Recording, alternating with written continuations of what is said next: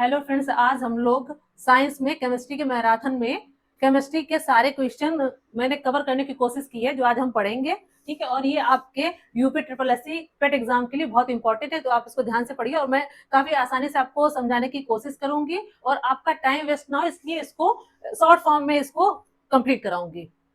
तो चलिए देखते हैं। पहला क्वेश्चन है, दूध है। दूध एक पायस होता है। पायस पायस क्या होता है? पायस दो या दो से अधिक मिश्रणीय तरल पदार्थ जो होते हैं वो एक दूसरे में वितरित रहते हैं, मतलब वो उसमें पूरी तरीके से मिलते नहीं है, उसको पायस कहते हैं। जैसे पानी में जब तेल मिला होता है तो आपने देखा होगा कि तेल पानी की सतह पर तैरता रहता है, चाहे आप पानी को खाली भी करते हैं तभी वो पानी के ऊपर वो तेल की परत दिखेगी आपको। तो दूध कैसे है? क्योंकि दूध को जब आप गर्म करते हैं तो आप देखते हैं कि दूध में जो मलाई पड़ जाती है और फिर आप दोबारा जो दूध को गर्म करें तो भी आप उसमें देखेंगे कि छोटी छोटी सी बूंदे घी की जो हमें दिखाई देती हैं, और आपने जितना दूध को डाल वो मलाई के ऊपर घी की परत बनी ही रहेगी। ठीक है, इसलिए ये पायस है। चलिए नेक्स्ट क्वेश्चन देखते हैं। समुद्री जल को किस प्रक्रिया द्वारा शुद्ध किया जा सकता है? तो समुद्री जल को आसवन विधि द्वारा हम शुद्ध करते हैं। अब आसवन विधि किसको कहते हैं? आसवन विधि। आसवन विधि में क्या होता है कि इसमें बाष्पन मतलब बाष्पीकरण की क्रिया और संघनन की क्रिया एक साथ कराई जाती है, और उससे जो द्रव प्राप्त होता है उसको आसवन कहते हैं। मतलब इसमें क्या करेंगे, द्रव को बाष्पीकरण भी कराएंगे और संघनन भी कराएंगे, दोनों क्रियाएं कराई जाएंगी। संघनन, तब आपको शुद्ध द्रव प्राप्त होगा। बाष्पन मतलब पानी को जब हम गर्म करते हैं तो वो भाप बनकर उड़ जाता है, और उस भाप को जब हम दोबारा बाष्प के ऊपर उसको ठंडा करते हैं, ठंडा करके जब हमें पुनः द्रव के रूप में प्राप्त होती है तो उसको हम संघनन कहते हैं। ठीक है, और इन दोनों की प्रक्रियाओं को जब एक साथ किया जाता है तो उसको आसवन विधि कहते हैं। नेक्स्ट, तीसरा क्वेश्चन है, प्रदीप्त नली में सर्वाधिक सामान्यतः प्रयोग होने वाली वस्तु है। तो इसमें आपका पारा तथा बाष्प, पारा बाष्प तथा आर्गन। पारा बाष्प तथा आर्गन जो होती है वो आपकी सीएफएल में भरी हुई होती है, और ये सीएफएल में भरी होती है। जब इसमें विद्युत धारा प्रवाहित करते हैं तो इसमें यूवी रेज निकलती हैं। यूवी रेज जो निकलती हैं ये सीएफएल में लगी फास्फोरस की परत पर, फास्फोरस की परत पर जब टकराती हैं तो ये श्वेत प्रकाश उत्पन्न करती है। क्या करती हैं? ये श्वेत प्रकाश उत्पन्न करती हैं, श्वेत प्रकाश उत्पन्न करती हैं। ठीक है, तो इसका आंसर हो जाएगा पारा बाष्प तथा आर्गन। नेक्स्ट क्वेश्चन देखते हैं, निम्नलिखित द्रवों में कौन सा ऊष्मा का बहुत अच्छा चालक होता है? जो धातुएं होती हैं वो विद्युत की और ऊष्मा की बहुत अच्छी चालक या सुचालक होती हैं। तो इसमें आप देख रहे हैं, इसमें आपके धातु क्या है? पारा, और ये द्रव अवस्था में पाई जाती है। निम्नलिखित धातुओं में कौन सामान्य ताप पर द्रव है? तो अभी मैंने आपको बताया कि सामान्य ताप मतलब रूम टेम्परेचर पे भी जो पारा धातु होती है ये द्रव अवस्था में पाई जाती है, तो इसका आंसर होगा पारा। और ये तरल इसलिए होती है क्योंकि इसके में जो धात्विक गुण होते हैं, धात्विक बंधन जो होते हैं वो क्या होते हैं, बड़े कमजोर होते हैं, जो ऊष्मा प्रवाहित होने पर जल्दी से मतलब कम क्वथनांक में भी ये जल्दी से गर्म हो जाता है। नेक्स्ट, रासायनिक रूप से सूखी बर्फ है। रासायनिक रूप से सूखी बर्फ कार्बन डाइऑक्साइड को कहते हैं। कार्बन डाइऑक्साइड को इसलिए कहते हैं क्योंकि ये शुष्क बर्फ इसलिए कहते हैं क्योंकि ये क्या होता है, ये ठोस अवस्था से तरल पदार्थ में ना बदलकर, द्रव में ना बदलकर सीधा गैस में परिवर्तित हो जाती है। और इसका प्रयोग हम लोग जैसे हेलोइन पार्टी में या जो शादी बारातें होती हैं उसमें धुआं उत्पन्न करने के लिए प्रयोग किया जाता है, और इसका प्रयोग आइसक्रीम को ठंडा रखने के लिए प्रयोग किया जाता है, और जो अग्निशमन यंत्र होते हैं आग बुझाने के लिए उसमें भी इसका प्रयोग किया जाता है। नेक्स्ट, माइका है। माइका, माइका को ही अभ्रक कहते हैं, अभ्रक, और ये सिलिकेट खनिजों का एक समूह होता है, उसको माइका कहते हैं। और इसका गुण होता है ये विद्युत रोधी होती है। कैसी होती है? विद्युत रोधी, ये विद्युत रोधी होती है। तो इसका हो जाएगा ये ऊष्मा का चालक तथा विद्युत का कुचालक होता है, क्योंकि इसमें इसका गुण है विद्युत रोधी, तो ये विद्युत रोधी होती है, इसलिए इसमें विद्युत धारा का प्रवाह नहीं होता है, क्योंकि इसमें जो इलेक्ट्रॉन होते हैं वो बंधे हुए होते हैं, ठीक है, जिसमें विद्युत धारा प्रवाहित करते हैं, और वो गर्म नहीं होती है।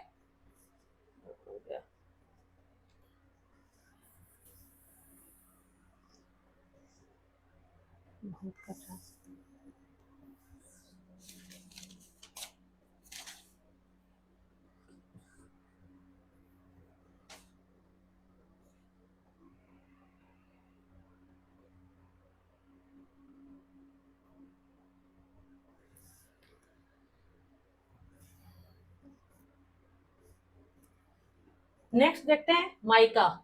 माइका है, माइका को अभ्रक भी कहते हैं। क्या कहते हैं? अभ्रक। ये सिलिकेट खनिजों का समूह है, और माइका का गुण होता है ये विद्युत रोधी होता है। कैसा होता है? विद्युत रोधी।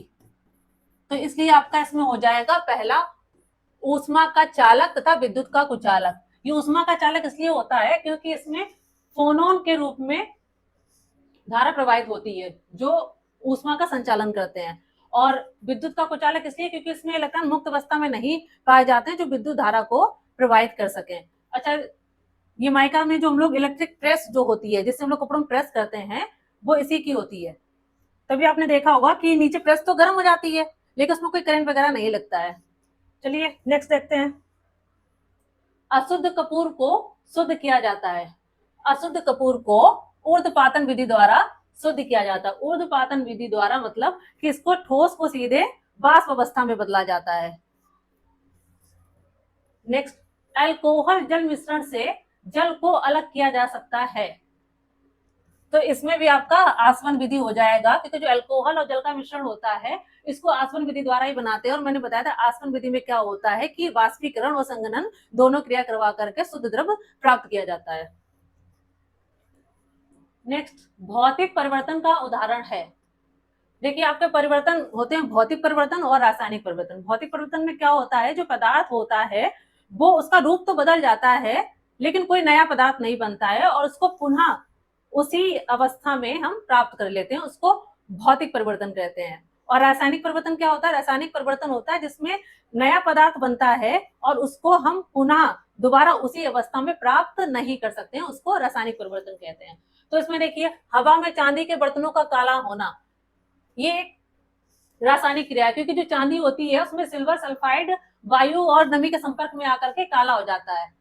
मोमबत्ती का जलना ये भी रासायनिक क्रिया है, क्योंकि मोमबत्ती जलती है, प्रकाश ऊर्जा उत्पन्न करती है और धीरे धीरे खत्म होती है। दूध से दही का बनना, ये भी आप देखेंगे कि दूध से जब दही बन जाता है तो पुनः इसको हम दूध में प्राप्त नहीं कर सकते, इसलिए ये भी रासायनिक परिवर्तन है। पानी में चीनी का घुलना, ये आपका भौतिक परिवर्तन है, क्योंकि पानी में चीनी घुल जाएगी। अगर जो आप पानी को गर्म होने रख देंगे तो वो भाप बन के पानी उड़ जाएगा, चीनी तली में रह जाएगी।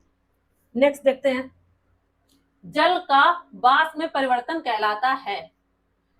अभी मैंने क्या बताया था कि भौतिक परिवर्तन में क्या होता है कि पदार्थ बनता है लेकिन पुनः उसी अवस्था में हम उसे दोबारा प्राप्त कर लेते हैं।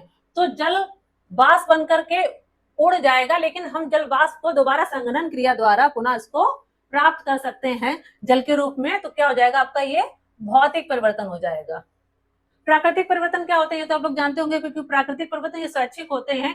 बाढ़ आना, आंधी आना, भूकंप, सुनामी वगैरह, ये सब प्राकृतिक परिवर्तन होते हैं। जैविक, ये जो प्राणी या जो प्रजातियां हैं ये अपनी संतति को आगे बढ़ाते रहते हैं और ये अपने आप को आगे बढ़ाते रहते हैं, इसको जैविक परिवर्तन कहते हैं। नेक्स्ट, निम्न में से कौन सा रासायनिक परिवर्तन का उदाहरण है? प्रिज्म से गुजरने पर श्वेत प्रकाश का 7 रंगों में विभक्त हो जाना, ये भी भौतिक है। सब्जियों को पकाने पर उनका मुलायम हो जाना, ये आपका रासायनिक परिवर्तन है, क्योंकि सब्जियां कच्ची होती है जो पकाते हैं और उसके बाद वो मुलायम हो जाती है, दोबारा हम उसको उस फॉर्म में नहीं प्राप्त कर सकते हैं। और सनी हुई मिट्टी को आप सूखने पर भंगुर मतलब फूट जाती है, फिर दोबारा इसको चाहो तो फिर से वो मिट्टी को आप गीला करके फिर से उसको मिला सकते हैं। नमक का पानी में घुलना, ये भी नमक को पानी में घुल जाएगा, इसको भी इसी प्रक्रिया द्वारा गर्म करके भाप के द्वारा पानी को उड़ा देंगे और नमक आपका तली में हमें वापस पुनः प्राप्त हो जाएगा। 13, लोहा जिससे प्राप्त किया जाता है वह है। लोहा एक खनिज है और ये अयस्क द्वारा प्राप्त किया जाता है और हेमेटाइट लोहे का अयस्क है। नेक्स्ट, निम्न में से किस पदार्थ की विद्युत चालकता सर्वाधिक है? तो धातुओं, मैंने बताया था कि धातुओं में विद्युत चालकता बहुत अधिक होती है, जिसमें चांदी में विद्युत धारा सर्वाधिक होती है और चांदी के बाद ये दूसरे नंबर पे होता है तांबा और सोना, तांबा, सोना और एल्युमिनियम। और हीरा सबसे कठोर पदार्थ है और ग्रेफाइट हीरा का ही एक अपरूप है।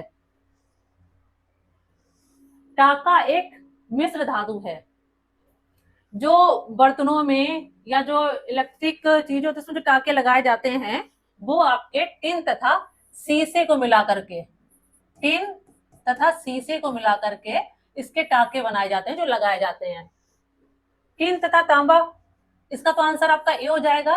टिन तथा तांबे से हम लोग क्या करते हैं, ब्रोंज या कांसा बनता है जिसके सिक्के बनाए जाते हैं। कांसा के सिक्के और बर्तन भी बनाए जाते हैं। टिन, तांबा तथा जस्ता, इन तीनों को मिला करके गन मेटल बनाया जाता है। जो तोप वगैरह बनाई जाती है, गन बनाई जाती हैं, वो टिन, तांबा और जस्ता मिलाकर के बनाई जाती हैं। और टिन, शीशा और जस्ते को मिलाकर कोई एक चीज नहीं बनती, इसको मिलाकर कई अलग अलग प्रकार की चीजें बनती हैं। नेक्स्ट, निम्नलिखित में से कौन मिश्र धातु नहीं है? तो अभी आपको बताया कि मिश्र धातु, तांबा आपकी मिश्र धातु नहीं है क्योंकि ब्रोंज आपका मिश्र धातु है, पीतल भी आपका मिश्र धातु है, स्टील भी आपकी मिश्र धातु है क्योंकि इनमें अलग अलग धातु मिला करके ये बनाए जाते हैं। नेक्स्ट, जस्तेदार लोहे की चादरें जंग से बची रहती हैं क्योंकि उन पर निम्नलिखित की परत विद्यमान होती है। जस्तेदार लोहे, इस पे क्या होता है, इसका आंसर होगा यसद। यसद को यस्दीकरण प्रक्रिया बोलते हैं, यस्दीकरण या गैल्वोनीकरण। गैल्वोनीकरण, इस प्रक्रिया में क्या होता है, जो लोहे की छड़ होती है उसको जस्ट जो जिंक होता है, जिंक जो लिक्विड होता है उसमें लोहे की राड को डुबो दिया जाता है और उस पे लोहे की राड पे जिंक की एक परत जम जाती है जिससे लोहे में जंग नहीं लगती है। नेक्स्ट, किस तत्व के रासायनिक गुण, किसी तत्व के रासायनिक गुण कौन तय करता है? तो किसी तत्व के रासायनिक गुण नाभिक में के चारों तरफ चक्कर लगाने वाले इलेक्ट्रॉनों की संख्या पर निर्भर होता है। मतलब जो रासायनिक गुण है वो किस पे है, इलेक्ट्रॉनों से, और प्रोटॉनों की संख्या और न्यूट्रॉनों की संख्या से भौतिक गुण, भौतिक गुण का पता लगाते हैं। भौतिक गुण, भौतिक गुण। नेक्स्ट, न्यूक्लियर रिएक्टरों में विमंदक और प्रशीतक दोनों की तरह प्रयुक्त होने वाला पदार्थ है। तो इसका आंसर है आपका भारी जल। भारी जल को D2O, D2O कहते हैं। इसमें क्या होता है, D2O और कैडमियम की छड़ें, कैडमियम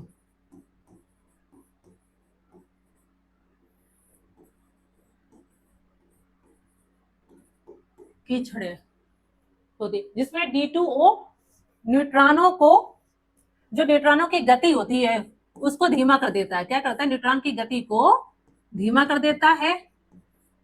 और जो कैडमियम की छड़ें होती हैं ये न्यूट्रॉनों को अवशोषित कर लेती हैं, अवशोषित कर लेती हैं, अवशोषित कर लेती हैं। नेक्स्ट, औद्योगिक प्रक्रम को सूची सेकंड किस उद्योग से संबंधित है के साथ सुमेलित कीजिए। देखिए, जो भंजन होता है, भंजन विधि द्वारा आप क्या करते हैं, पेट्रोलियम को प्राप्त करते हैं, ठीक है।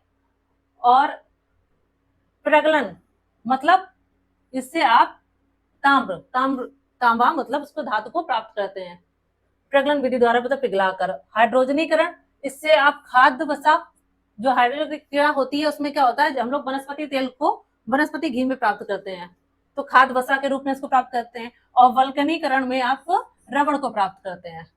नेक्स्ट,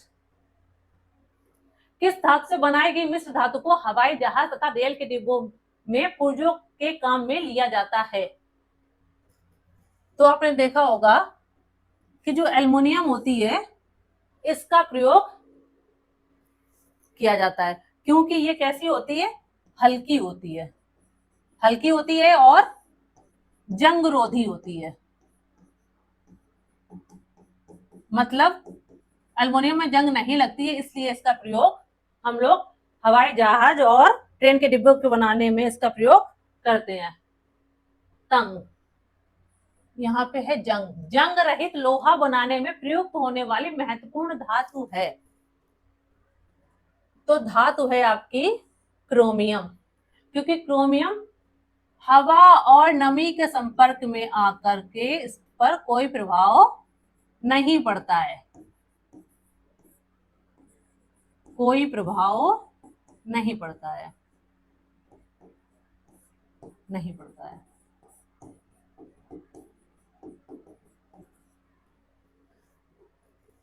नेक्स्ट, कौन सी गैस नोबेल गैस कहलाती है? नोबेल गैस कहते हैं जो रासायनिक क्रिया में भाग नहीं लेती हैं या बहुत कम लेती हैं, उसको नोबेल गैस कहते हैं। और नोबेल गैस आपकी होती हैं जैसे organ, neon, krypton, xenon,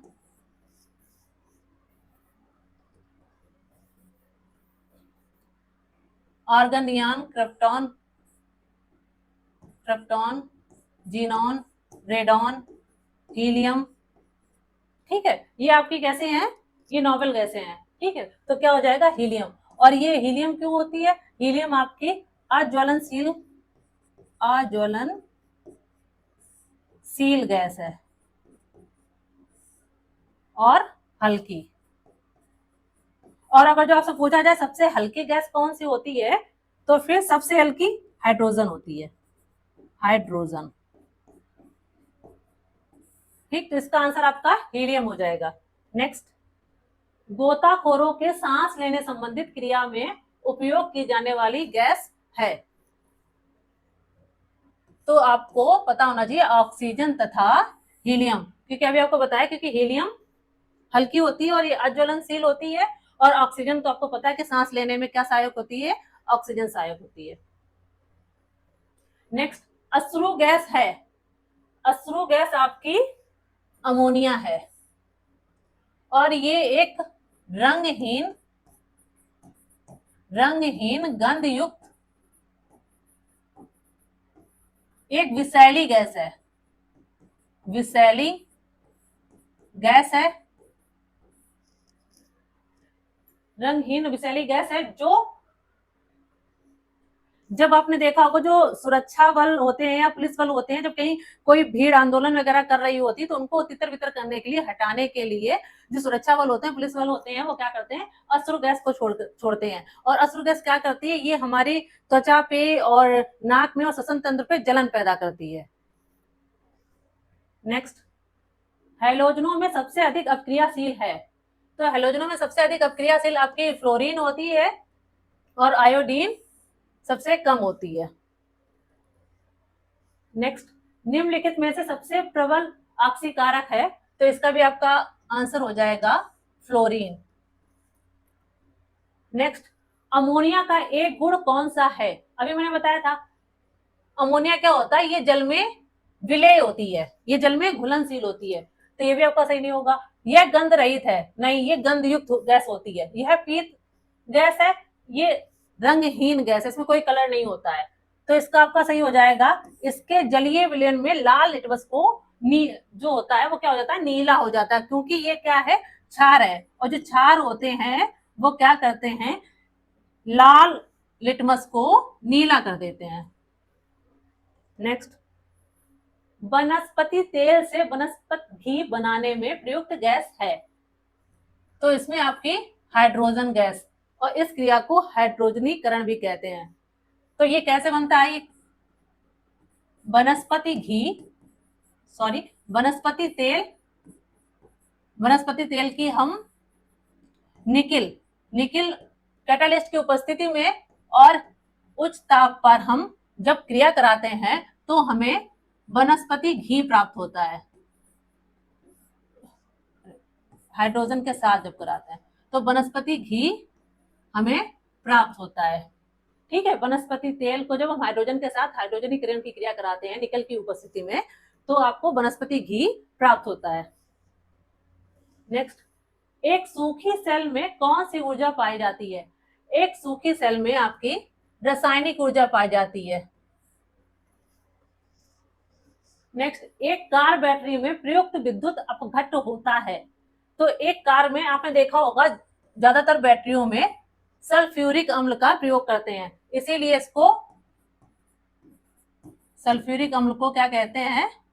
battery अम्ल, बैटरी अम्ल भी कहते हैं इसको, और इसको गंधक अम्ल भी कहते हैं, गंधक अम्ल। और सल्फ्यूरिक अम्ल इसको बैटरी अम्ल भी कहते हैं, गंधक अम्ल भी कहते हैं, जो बैटरियों में प्रयुक्त होता है। नेक्स्ट, जंग लगने पर लोहे का भार बढ़ता है, घटता है, वही रहता है, अनिश्चित है। तो जंग लगने पर लोहे का भार बढ़ता है। क्यों? क्योंकि जो लोहा होता है, ये लोहा आपका वातावरण में उपस्थित ऑक्सीजन और नमी के साथ क्रिया करके Fe2O3 into XH2O ferric oxide बनाता है। क्या बनाता है? Ferric oxide. इसी को जंग कहते हैं, जो एक भूरे रंग की लोहे पर एक परत जम जाती है। कैसे जम जाती है? भूरे रंग की एक परत जम जाती है, जिसको जंग कहते हैं। नेक्स्ट, पुरानी किताबों का कागज भूरा किस कारण से होता है? तो लगातार उपयोग से, संवातन की कमी से, धूल जमा हो जाने से, या सेलुलोज के ऑक्सीकरण से। तो जो आपकी किताबें होती है वो आपको पता है कि ये पौधों या पेड़ों की छालों से कागज बनाया जाता है, और जो सेलुलोज होता है ये हमें पेड़ पौधों से प्राप्त होता है। किससे प्राप्त होता है? पेड़ पौधों से। इसीलिए ये ऑक्सीकरण की क्रिया करके ये कैसा पड़ जाता है? पीला पड़ जाता है या भूरा हो जाता है। और पेड़ पौधों क्या होते हैं, क्योंकि इसमें सेलुलोज पाया जाता है, और सेलुलोज को जो जानवर होते हैं वो अच्छे से पचा पाते हैं, और दीमक को सेलुलोज बहुत पसंद होता है, इसलिए आपने देखा होगा ज्यादातर लकड़ी के दरवाजों में या लकड़ी के सामान में दीमक लग जाती है। नेक्स्ट, शुष्क सेल बैटरी में निम्नलिखित में से किसका विद्युत अपघट्ट के रूप में प्रयोग होता है?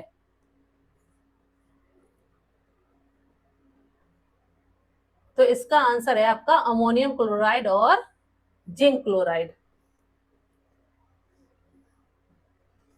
धोने के सोडे का रासायनिक सूत्र है, इसको कास्टिक सोडा कहते हैं, कास्टिक सोडा,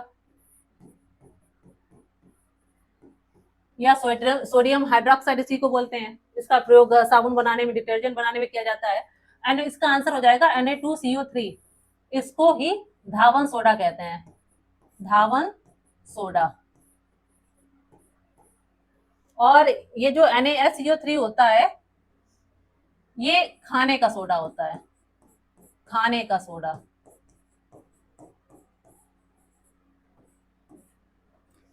और ये बूझे चूने का सूत्र है, बूझा चूना। नेक्स्ट, जब इनो लवण को जल में डाला जाता है तो ये बुलबुले बनते हैं, इसका कारण है? तो इसका कारण है आपका कार्बन डाइऑक्साइड। क्यों है ये? क्योंकि जो आपका sodium bicarbonate NaSCO3 sodium bicarbonate ये खाने का सोडा होता है, और ये अम्ल तत्व नाशक, अम्ल तत्व नाशक, एंटासिड होता है। ये अम्ल तत्व नाशक होता है, और ये क्या होता है? कार्बन डाइऑक्साइड का, मतलब इनो का ये मुख्य घटक है। क्या है? ये मुख्य घटक है। इसलिए जब इनो को आप पानी में डालते हैं तो कार्बन डाइऑक्साइड गैस निकलती है, और उस पर आपको बुलबुले उड़ते हुए ऊपर को दिखते हैं, उठते हुए। नेक्स्ट, रसायन उद्योग में कौन सा तेजाब मूल रासायनिक माना जाता है? तो आपका सल्फ्यूरिक अम्ल H2SO4 तेजाब का मूल रासायनिक माना जाता है, सल्फ्यूरिक अम्ल।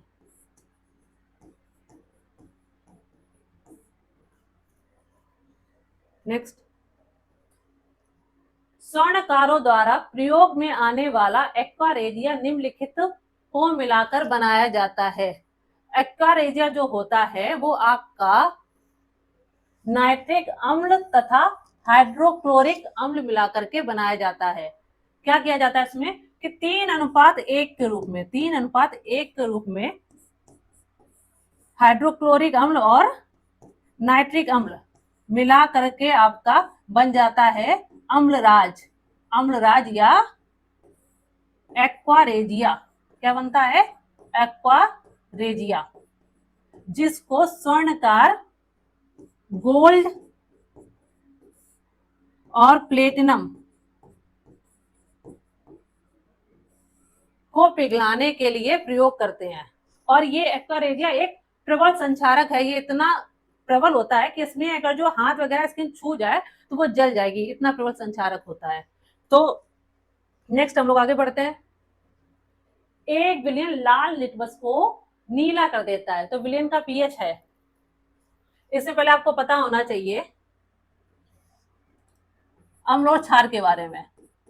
अम्ल जो स्वाद में खट्टे होते हैं, खट्टे होते हैं, और ये नीले लिटमस को लाल कर देते हैं, नीले को लाल कर देते हैं, नीले लिटमस को लाल कर देते हैं। और इसका पीएच 7 से कम होता है, 7 से कम होता है।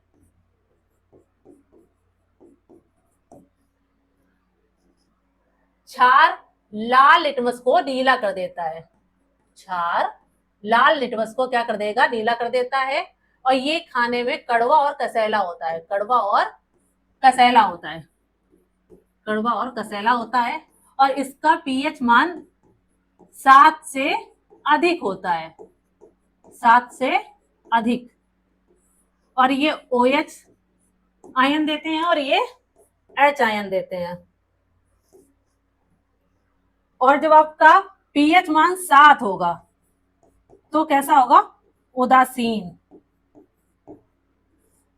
और जब 7 से कम होगा तो कैसा होगा पदार्थ? अम्लीय होगा। और जब 7 से अधिक होगा तो पदार्थ कैसा होगा?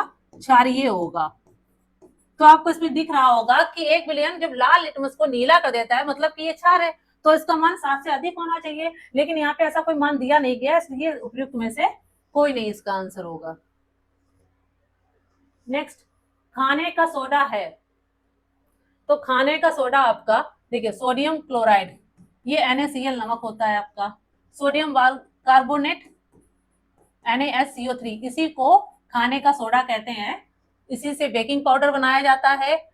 और इसी को जैसे आप ब्रेड वगैरह जो खाते हैं या इडली डोसा वगैरह बनाया जाता है उसमें खाने का सोडा डालते हैं, मतलब खाद्य पदार्थों में इसका इस्तेमाल किया जाता है, या खमीर उठाने के लिए इसका इस्तेमाल किया जाता है कि भोजन आसानी से जल्दी पक जाए, तो खाने का सोडा का इस्तेमाल किया जाता है। सोडियम सल्फेट NO2SO4 और सोडियम हाइड्रोक्साइड NaOH।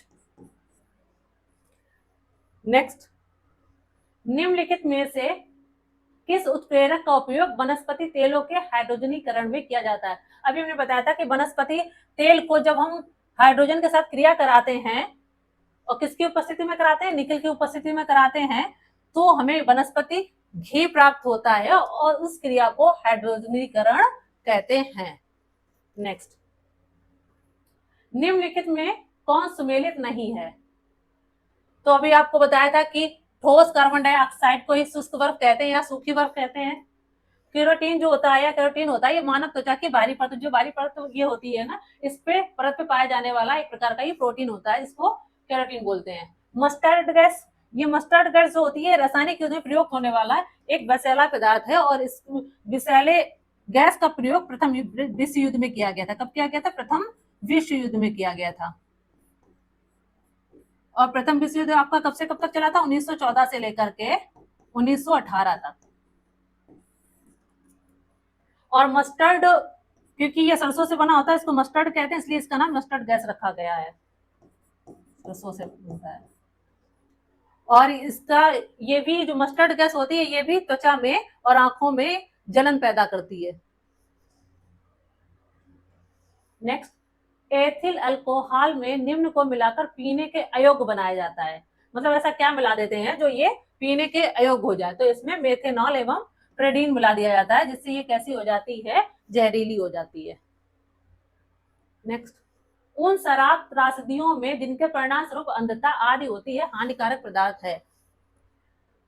तो इसमें होता है आपका मेथिल अल्कोहल। जब मेथिल अल्कोहल अधिक मात्रा में मिला दिया जाता है, जो लोग ठेके वाले होते हैं, ये क्या करते हैं, शराब को बेचने के चक्कर में उसमें ये मेथिल अल्कोहल मिला देते हैं उसकी मात्रा बढ़ाने के लिए। तो आपने देखा होगा कई बार न्यूज आती है कि जहरीली शराब पीने से इतने लोगों की मौत हो गई, तो उसमें मेथिल अल्कोहल ही मिला होता है, जिससे शराब पीने वाले जब इसको पी लेते हैं मिला करके, अधिक मात्रा से पहुंचता है, तो वो अंधे भी हो जाते हैं, उनकी मृत्यु भी हो जाती है। नेक्स्ट, रसोई की गैस एक मिश्रण है।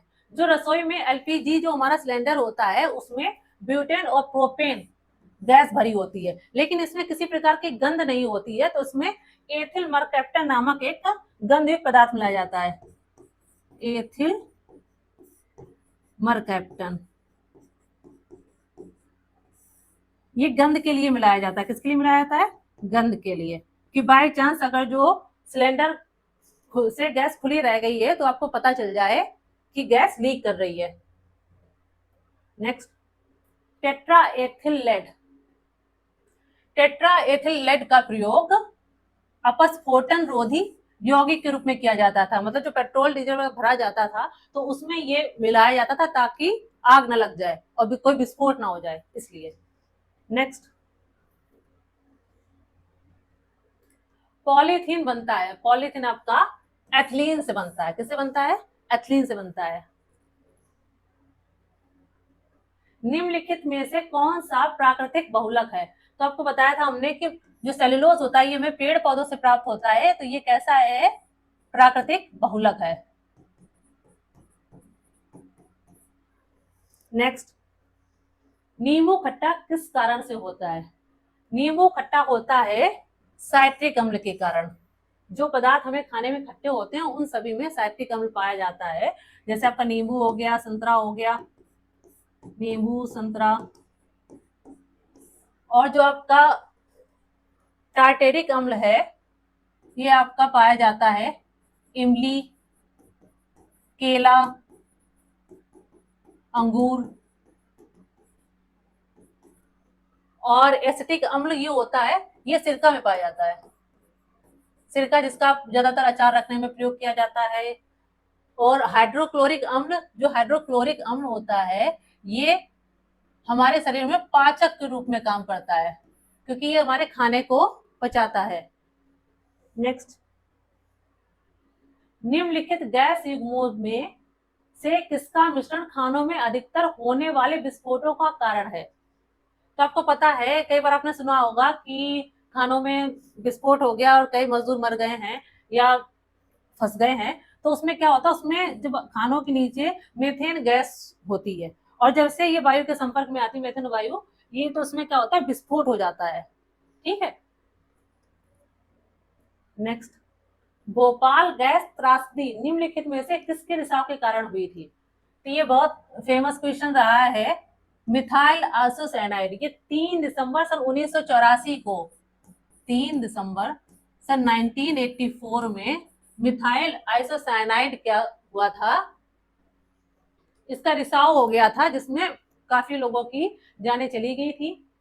तो मिथाइल आइसोसाइनाइड, और ये एक प्रकार की उर्वरक बनाने वाली कंपनी थी, जिसमें उर्वरक बनाने का काम किया जाता था।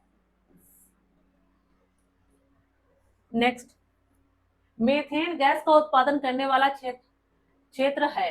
मेथेन गैस का उत्पादन धान के खेत में होता है। किस खेत में होता है? धान के खेत में।